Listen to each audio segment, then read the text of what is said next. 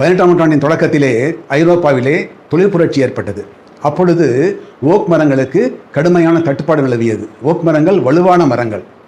அதே போன்று வலுவான தேக்கு மரங்கள் இங்கே ஆனைமலையில் இருப்பதை அறிந்த ஆங்கிலேயர்கள் இங்கிருந்து தேக்கு மரங்களை வெட்டி இங்கிலாந்துக்கு கொண்டு சென்றார்கள். ஏனென்றால் அங்கே கப்பல் கட்ட, இருப்பு பாதை அமைக்க, தொழிற்சாலைகளை உருவாக்க அவர்களுக்கு அதிக அளவிலே வலுவான தேக்கு மரங்கள் தேவைப்பட்டன.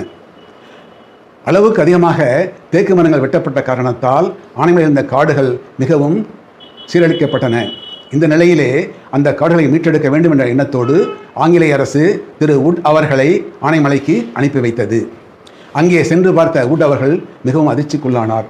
ஏனென்றால் அங்கே வரைமுறையின்றி தேக்கு மரங்கள் வெட்டப்பட்டு அங்கிருந்த காடுகள் அழிக்கப்பட்டிருந்தன. அங்கு எந்த ஒரு மரத்தையும் வெட்டக்கூடாது என்று இவர் கட்டளையிட்டார். அது மட்டுமல்ல, சில பகுதிகளிலே இன்னும் 25 ஆண்டுகளுக்கு எந்த ஒரு மரத்தையும் வெட்டக்கூடாது என்று கட்டளையிட்டார்.